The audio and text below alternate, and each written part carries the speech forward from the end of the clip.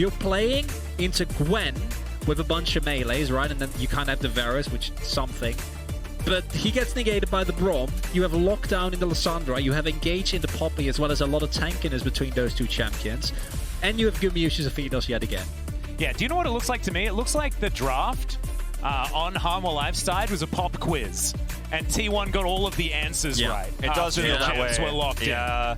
And I think the Poppy is just so powerful right now in this meta. It's strong against LeBlanc, very survivable. Obviously, the dash being a bit of an issue there for Chovy.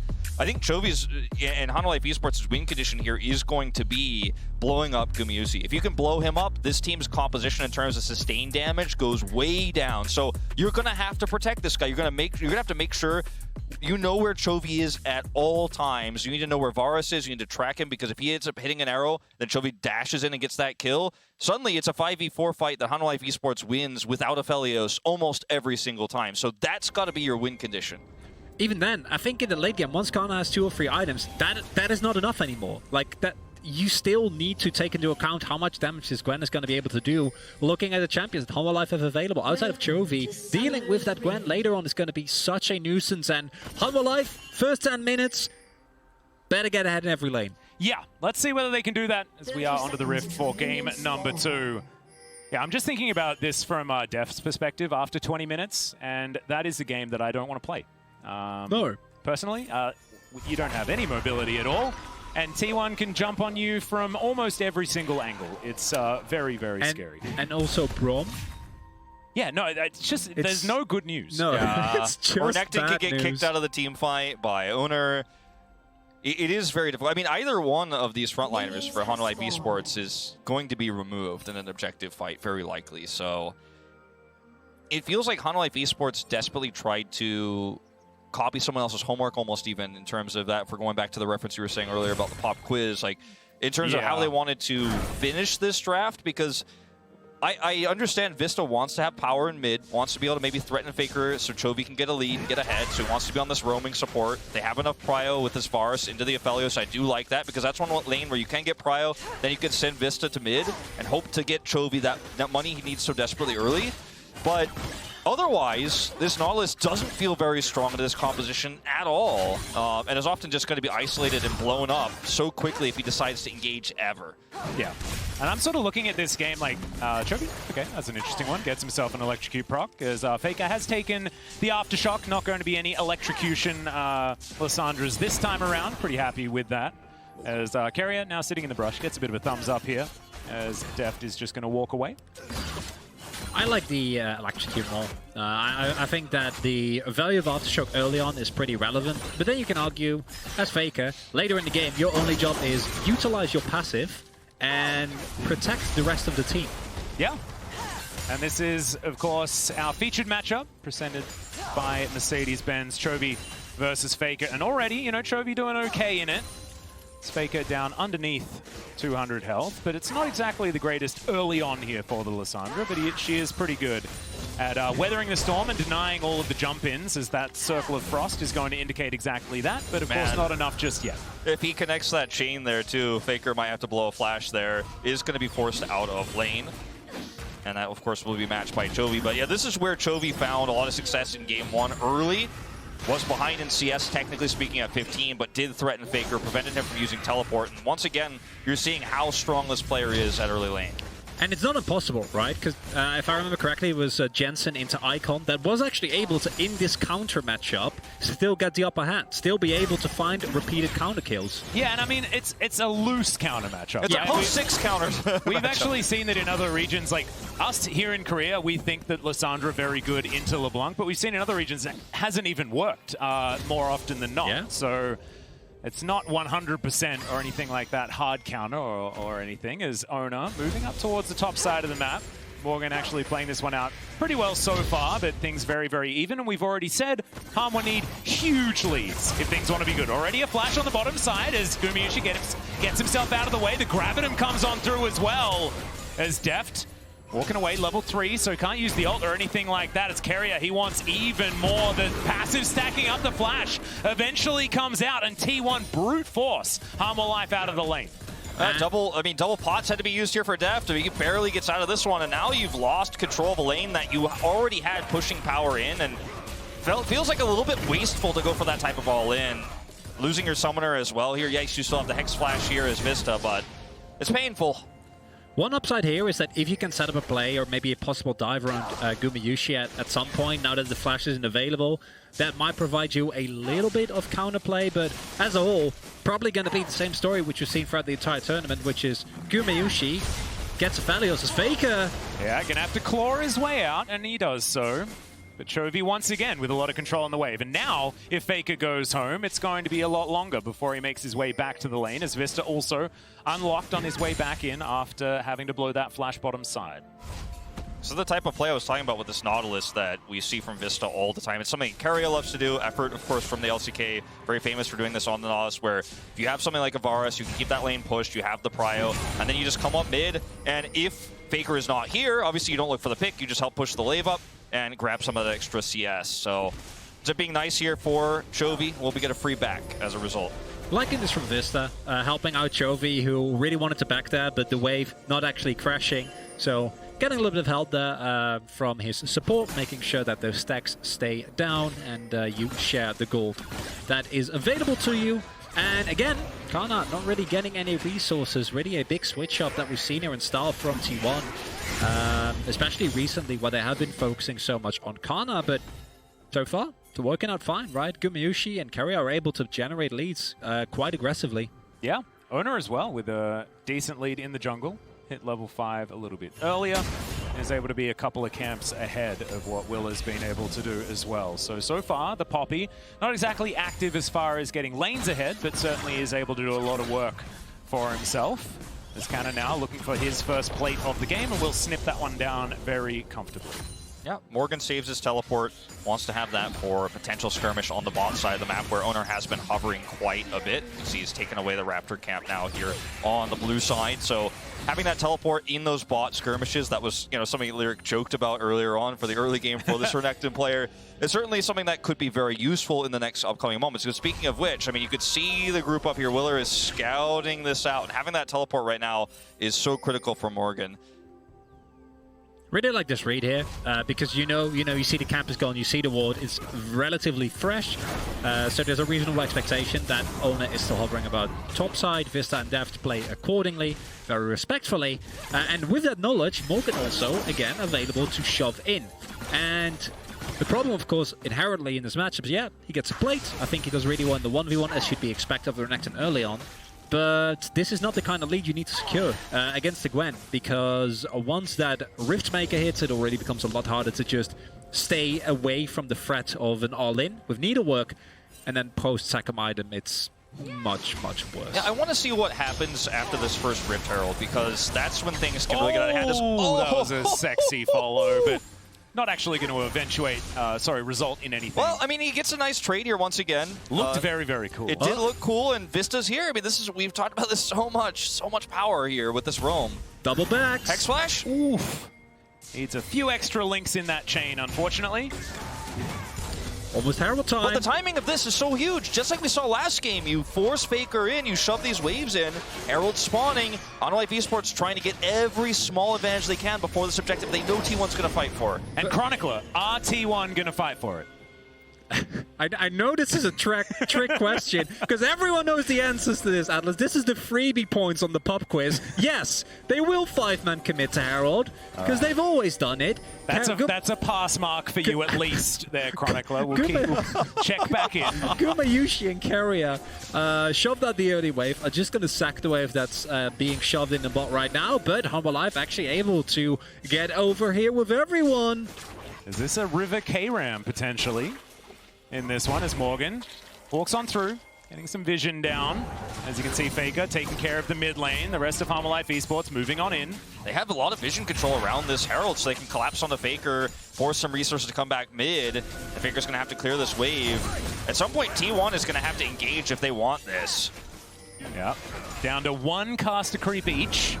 They are both going to be cleared out. Both of these wards also dying at exactly the same time. Both of these teams doing almost exactly the same thing.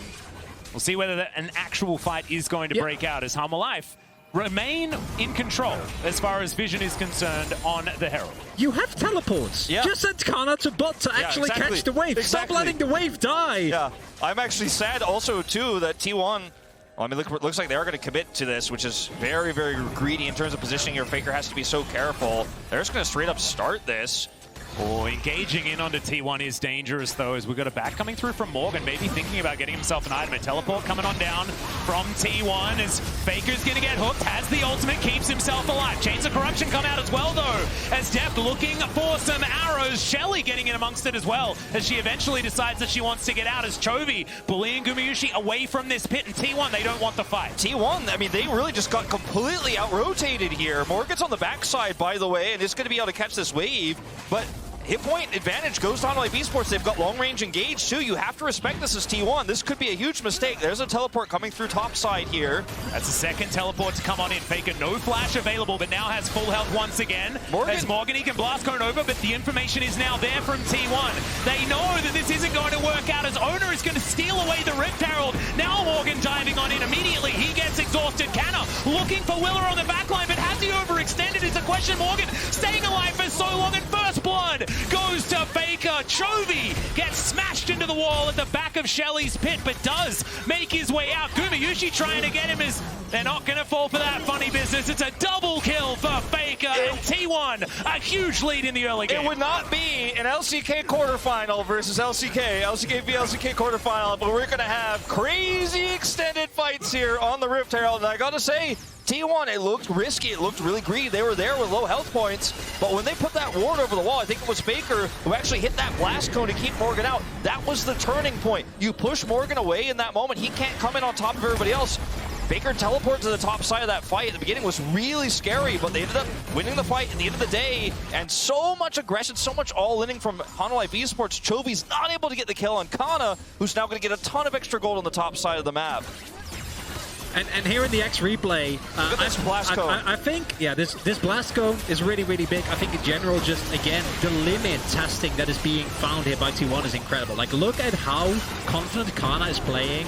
Misses some needles, but the amount of damage that he soaks is up to the very limit. Gets healed by Guma once he goes back into the rest of his team. Barely stays alive as Chovy goes in, but in the end, it's T1 that's standing. My main issue with this fight is not how well it's played out, because I think both sides did well, but why did we stand there for 2 minutes as multiple waves were just being thrown back and forth in that bot side? Not necessary at all. However, like last game, the fight I think was played out nicely by both sides, and the end result, T1 is the one that are very, very happy by the end of it. I think the pessimistic LCK caster take on this is not a good look for our region, but you know what? It was certainly flashy, okay? No, it was beautiful. Dad Wolf makes his return to the world stage. I like it. But yeah, I think the blast cone was the entire crux of HLE Esports' plan, because you're teleporting back in as Morgan, and if you don't get that engaged, if you can't get over that wall, your whole plan crumbles in an instant. So that ward and that hit there by Faker to destroy the blast cone just makes this fight a 5v4, unfortunately. So we're going to see a bit of a support battle here on the bottom side of the map. This Drake is the next objective to contest, and right now, Faker has control of the mid-wave. Owner's got the faster rotation. Yeah, Deft actually going to have to cleanse very early on in this one just to get rid of some Winter's Bite slow. As the ult does go wide there from Carrier, was expecting him to walk into the brush, decides to take the long way around, but it doesn't really matter. They get the cleanse, they also get more plates here.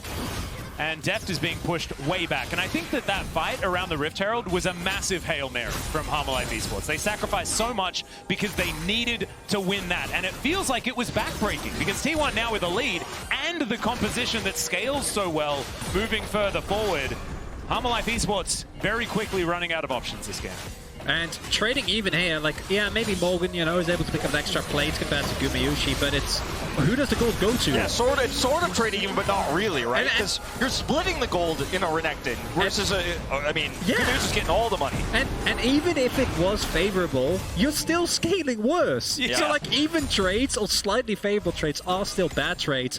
And in of itself, it says a lot that you call a basically like, what was it, 8-10 minute fight with a composition, already their Hail Mary. Like that's not a good place to be in as a team. And I think that this is something that we've seen Hanwha do a lot domestically, right? Like this is one of the reasons why this team has faltered so much in summer, and we can still see in these plays, how good these players are. Yeah. But that's not good enough anymore, because T1's players are also very, very, very, very good. T1, I feel like as soon as they decided they were going to put Owner in the roster, they fired the Danny from their coaching staff, right? We saw this upgraded T1 that made it to the summer finals. Their macro just suddenly, very steeply exploded into world class, right? And you see these rotations from Faker. Part of the reason why they picked the Aphelios is because they know that they can lane swap, go top, and then threaten plates while also gathering for a Rift Herald. Plays like this and group ups like this are why this team is one step ahead of Hanwha Life Esports in terms of macro.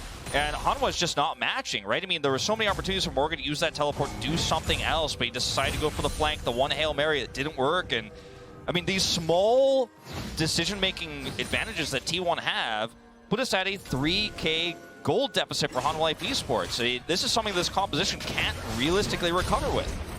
What was the score again in the regional gauntlet? It was 2-3. Yeah, it was definitely a But how did it start? I think it's, if I remember correctly, Are we going to the Camille again? It started with a 2-0 for T1, right?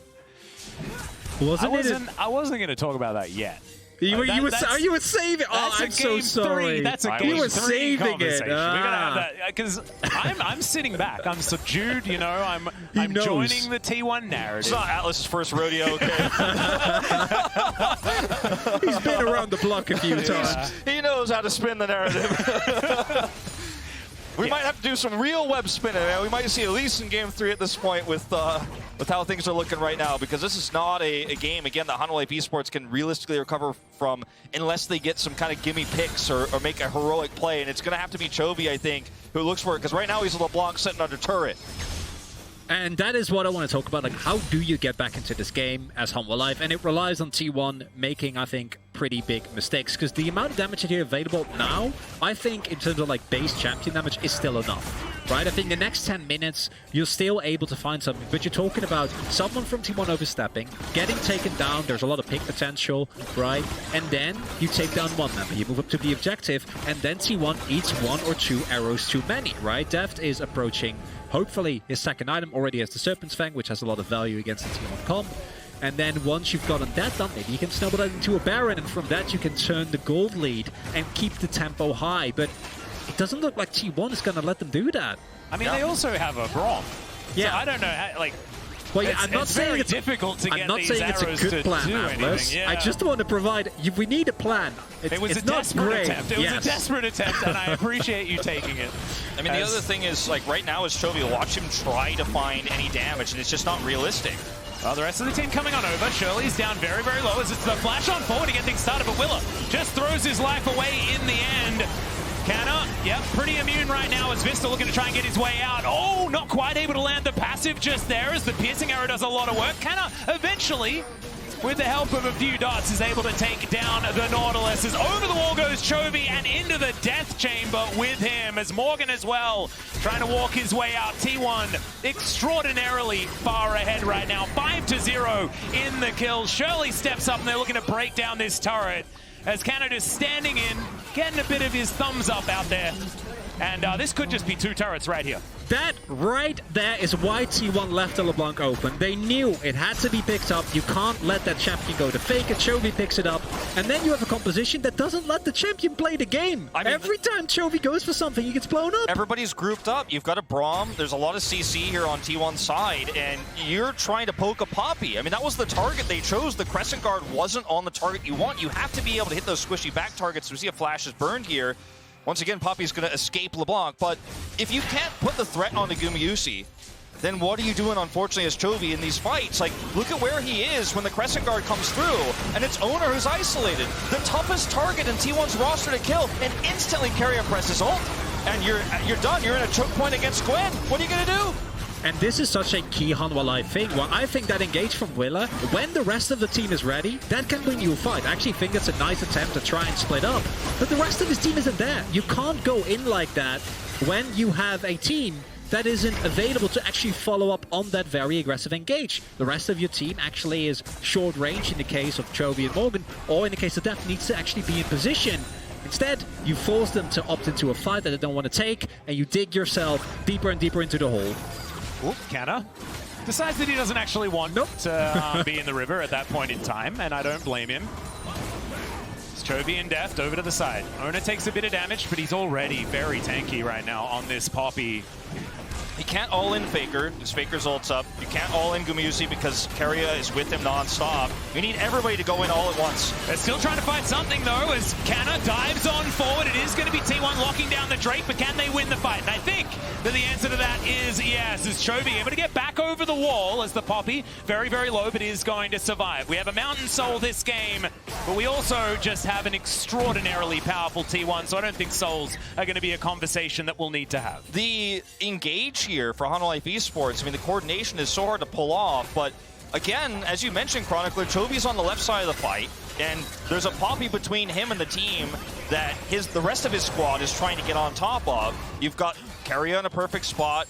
You've got Faker with his ult at the ready, so how do you crack this? How do you break through? And the answer is, so far, they have not been able to at all whatsoever. Owner's taken away so much of Willard's jungle that he's starting to have a pretty huge experience lead. Is a level up here, 40 CS up, and they're going to try to take some more.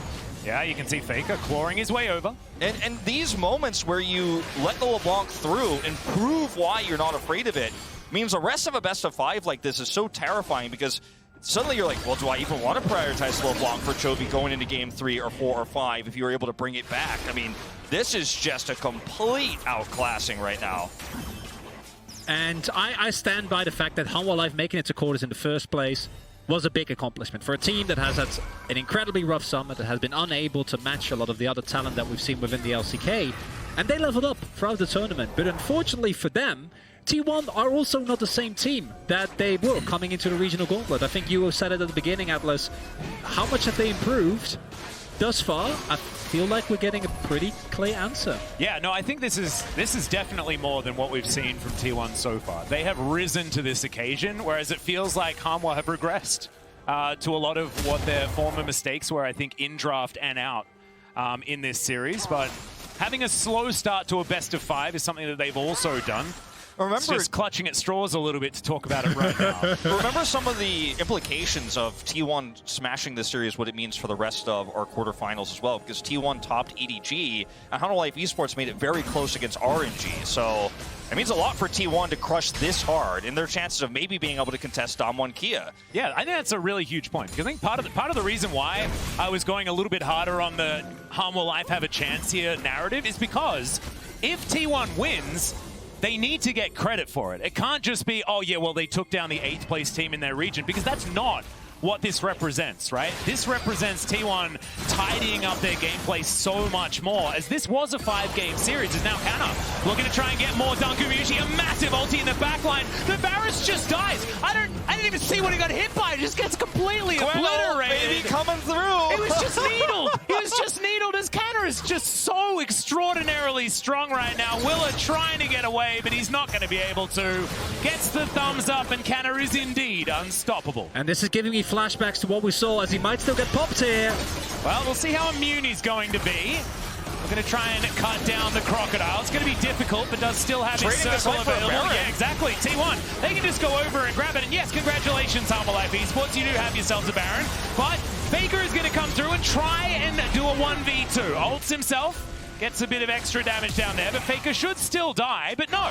Able to walk his way out, and yep, that's the last tick, calculated by the man in the mid lane. Calculated. Greatest player of all time. Yep, that's 100%. He knew that was going to happen. Yeah. He could have also just not teleported, but I think the idea is, okay, well, there might be more players coming. Let it go, Wolf. Let it go. I hope people understand that was a little bit tongue-in-cheek. Yes. Little bit of over-eagerness there coming through from T1 in the end, but it's understandable considering the game state. And this is a performance that even, I'm not 100% sure there was a game in the, I don't know if it was the one game they won or it was a game that they lost, but still, even in the summer finals against Dom1 Kia, Kana looked insane on this Gwen pick, and it's one of his go-to picks if everything else is banned. Here again, look at the confidence that this player has. This is effectively a 3v4, or a 2v4, or a 1v4 even, depending on how close you consider the rest of the team. Yeah, like, and then just needle, and he does. And he was barely on the screen. He was given so much gold early, and I mean, he's in such a lead right now that you could easily make these types of plays against a very squishy Varus, who has no protection with the support that they've chosen for him, right? He's playing with a Nautilus. There's no way out of this one, I'm afraid, and Morgan wasn't even there to peel. Yeah, I'm starting to see why Varus hasn't been picked so far this tournament, as Deft has had next to no impact on this one whatsoever. T1 continuing to push their advantage forward, though, as the Claw is threatened there by Faker, but instead they're just going to take this turret. All just standing in the mist alongside Kana, as Ona just playing defense, and he can certainly do that. Still has the ulti. He can just helicopter them away if he wants to. Airlift, as we like to call it. I mean, this one's all over but the crying, I think, in the second game. And if you're a Honda Life Esports fan, the tears might already be flowing a little bit. And we talked about the implications for what this means in terms of, you know, how the finals could look if we do see RNG or EDG tear through the top side of the bracket, one of the big favorites there. But, I mean, talking about in the microcosm of this best of 5, like I was mentioning earlier, you get the first pick high priority LeBlanc, which is one of the strongest mid lanes right now across all regions, and you get dunked on this hard. How do you pick up the pieces going into the game 3s, and then if you win it 4s and 5s in terms of drafting and strategy here, because T1 are just one step ahead. Yeah, it's really, really rough. You're going to fight for this blue buff. It is going to be secured there by Chovy, so at least there's that. And now Owner actually in a bit of trouble. He's going to flash his way out. Faker there to follow up, though, as he dives on forward with that Ring of Frost. Still has the ultimate. Also has a Zhonya's as well, as Faker actually going to fall here. He'd already used that Frozen Tomb, so unfortunately no option to have that one. It's a 1-for-1 thus far. Still trading evenly here on Harma Life Esports side. We were saying that, you know, that's bad. When you're behind, generally it's good, but I don't know. With the draft, it's so difficult here for Hanwha. With how gimme of a fight that was for T1, the fact that this is this close is a bad sign. I mean, T1 were way out of position, and they still end up trading it back. It's free. Diving forward. Keeps going. It's free ultimates invested as well, right? Like what we saw there was Honma Life throwing free ultimates into Owen, who's still yodeling around the rift. Like he's feeling fine. He's not taken down at all. Again, there's kind of tight gameplay that we saw from T1 earlier on. They're letting the reins, you know, they're letting loose a little bit because they can, and I don't think they should, but they're able to. They have a lead this big. They have a skating advantage. They're in an incredible spot in this game. Can just chill until that Mountain Drake comes up and then just go for that. Because, as Wolf pointed out, like that fight should never have been that close. That was not a good fight for T1 to take. But when you're this rich, you can actually get away with it. And it's something that I think is going to be really hard to do anything in this game about for Hanwha Life. That's when we cast our eyes forward, right, to a possible third game. And then, do you say Hanwha Life just draft scaling? I don't think that works against T1 with how they're playing right now. No, I think taking away the Aphelios is a good start here. Gumayushi has been so extraordinarily comfortable. T1 have looked so clean playing around him on the bottom side, and Deft has honestly looked invisible this whole series. Yeah, and that's not what we've seen from him in Worlds, and that's what we saw from him in the Gauntlet and even the very end of regular season for Summer, and it's disappointing to see, but it's also part of T1's whole game plan to put the Aphelios on the top side of the map early, try to get extra plate gold on him, and use that Rift Herald timing there. So I think just putting a wrench into the gears of T1 you know, at the drafting stage like that is one good way to start. But, I mean, we're looking at 2 minutes until a Mountain Soul versus a Varus that isn't fed. Like, it doesn't get much worse than this. I mean, I don't see a world where Hanwha Life Esports is going to suddenly bring this around unless T1 starts donating picks. Yeah, now T1 going for a reset in anticipation of this Baron. It's back to business as usual here for this team. And just to look back in history just a little bit, I find it kind of poignant that this LeBlanc is left open and T1 punish it, because Deft was on the team that famously punished Faker for the very first time on his LeBlanc internationally back in 2015. And it also is something of a showcase of how League has changed over the years. Because I think if Chovy was a player in 2014, 2015, individual carry performances were, I think, much more common. It was much more possible within the state of the game, but team play has become so much more important. Well, looking for a bit of a fight here. Depth charge comes down from Vista. He's still very healthy as well. It comes through with the ulti. Okay, ult down now for Owner, so no one going to be disengaged just yet, but they've barely gotten through the health bars as Morgan comes around for a big flank. But the rest of his team are like, well, we're not really sure about this anymore. Yeah, we can't rescue you, and Morgan has no teleport here, so he's going to have to just kind of hover around and wait for the sandwich to come through. But there's so much vision here for T1 that Hanwha Esports had to push through. And it's going to rush it down. Morgan can dive on over the side. Steadfast presence is going to be there, and the Poppy locks down the Baron. Now can they win the fight, though, as they immediately just run over Chovy. And with Chovy dead, there is nothing left. It's a triple kill for Gumayushi, and Depth finds himself alone. I think this is the end for Hanwha Life Esports in game number 2. As Depth not going to be able to cleanse again, and that's going to be the ace given over. T1 storm down the mid lane in an extraordinarily dominant first 2 games. They'll bring themselves to match point. They've neutered Deft in the early game. They prevented Chovy from getting a lead back-to-back, game after game here. Chovy's not able to carry. He's not able to pop off. Morgan not getting ahead. And these early game, extremely tempo-based compositions that we're seeing Hanwha Life Esports try to run into an extremely macro-aware T1. A T1 that's playing the early game around Herald control well, a T1 that's controlling vision well, is not where you want to be as Hanwha Life Esports. Maybe just trapped all scaling. Put yourself in a position where you could play something like a Camille, where you've seen Morgan in the side lane find success there. Put Chovy on the Azir if you can get that champion available. Put him on the Victor and play not the Varus, but something like a Jinx Thresh that was open. That's something we couldn't see from Hanwha Life Esports here, but they're running into a brick wall so hard, and I don't want to see them do it in game 3. Yeah, and you're talking about you know, the brick wall, but I want to just talk about how good T1 have looked, because it looks like we missed the part of the show where they were leveling up to Super Saiyan 2. And thankfully, now we'll get a closer look at that game as we throw it over to the desk. And after T1's impressive group stage win versus EDG, we do have the sounds of the game presented by Bose.